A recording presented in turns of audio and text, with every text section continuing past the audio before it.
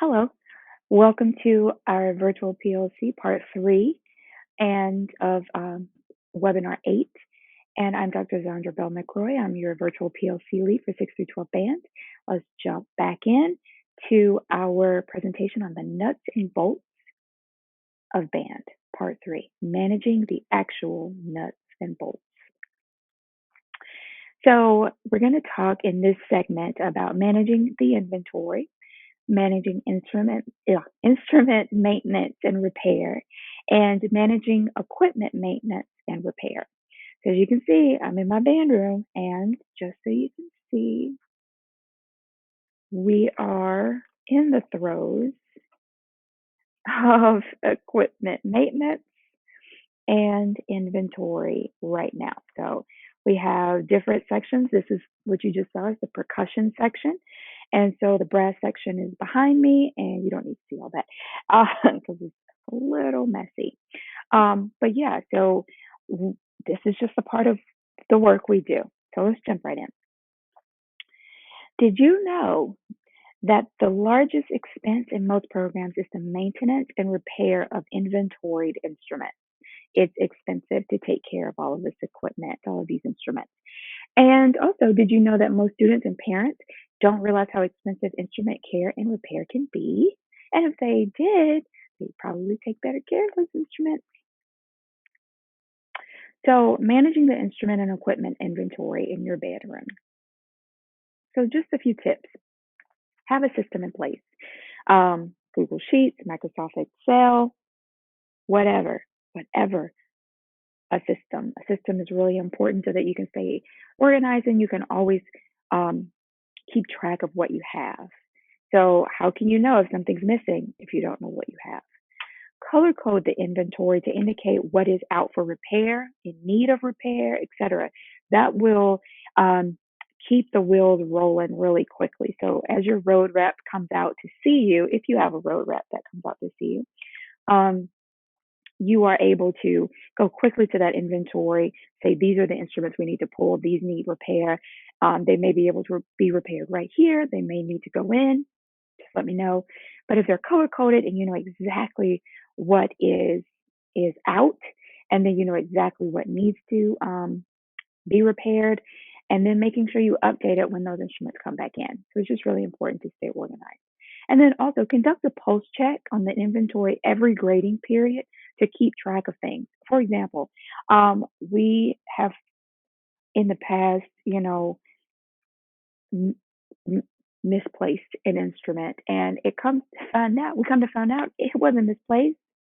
It was out for repair. It just didn't get color coded in the inventory. So, just something to think about. All right, things they don't tell you in college. And I've learned these things over the years, and yeah, I'm still learning. First, develop a strong working relationship with your instrument road rep. They are invaluable. They will save your life, especially on concert week. Everybody instrument breaks. Everyone's instrument breaks on concert week. Everyone.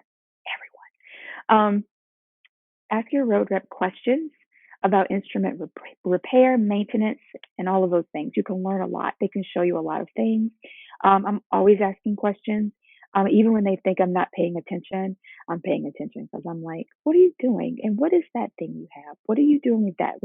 And so learning to repair instruments is important. It's not something that you have to do. Some people are really, really good at it. Some people aren't, and that's okay. I'm an aunt. And so I don't repair instruments well. It takes a lot of patience, and I don't always have that patience to sit there and work on an instrument, especially woodwinds. And I'm a woodwind player, but all those screws and springs and whatnot are just too much. So talk to your road rep. They are really the unsung heroes a lot of times of the music education world. They can save you. And then create an instrument brand and model list for students that want new instruments, like step up instruments. Use your friends as resources. So everyone knows a flute player, clarinet, saxophone, trumpet. Everyone knows someone that is now a band director or a music teacher and they teach lessons on the side, or they're just a freelance musician. Talk to them about what instruments would be great so that you're not scrambling when a kid wants a step up instrument to figure out what are good models, right? So that's just a tip that I wish someone had told me so that every time a kid wants a step up instrument, I'm not scrambling to contact every saxophone player I know. So, tips on repair and maintenance. Keep records on the equipment and instruments that you have, both functional and non functional. You want to know what you have, um, and what's working and what's not working. And then ask your road rep for a list of pricing for common repairs to help you build a repair budget. So if you know what's broken and then you know what it will cost to fix all these different types of things, you can kind of get an idea. Okay, these bass clarinets are completely whack. So I'm going to probably need an overhaul on all three of them. That's going to cost this. Good grief. Okay. So now you can start to build your repair budget. Then, and I still have this, I still do this, find a mentor to help you structure requests for repair funds and et cetera, so that upper level administration can understand the need. So, um, an interesting way to maybe think about this, and a lot of times I'll ask friends of mine that are now administrators that used to be band directors how to say it in a way that a non musician administrator will understand. And one way of saying is, would you hand out science books that are missing pages? That's what it's like if you know, your third finger key on the left hand on the clarinet doesn't come back up. It's just stuck and you can't fix it. Or if, one of your valves on your second trumpet player there, your second valve is frozen. So you don't hand out books that are missing pages and, you don't hand out computers that are missing keys. So just think about it that way. And so making sure that you frame your repair request in a way that is student focused so they understand that these are needs of the student. This is a biggie. And this has been something that I haven't done a great job with past couple of years because, COVID and life's been hard. And so we are getting back to this year. We've already started talking about it, teaching students to take care of their equipment and educate them on maintenance and care. I think that it's really important as middle school directors, you all do this so well because your jumpstart day or the beginning of the year always involves talking about how to take care of your instrument, how to make sure that you keep it out of the repair shop, right? And oftentimes we forget in high school that needs to spiral, right? We need to get more and more complex. And so it's less about, keeping it out of the repair shop by just taking care of it because by the time you hit high school, you should have learned how to do that. But it's also about learning how to do simple repairs. You see a screw has come out, you're able to screw that back in, not too tight.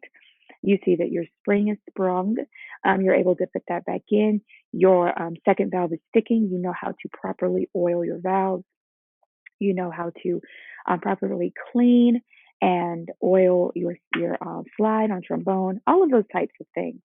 So teaching them how to do these things, first off, it saves you a lot of money, saves their parents a lot of money, and it also saves you a lot of time with them running behind you asking you a gazillion questions about, can you fix this? Can you fix that? I can't.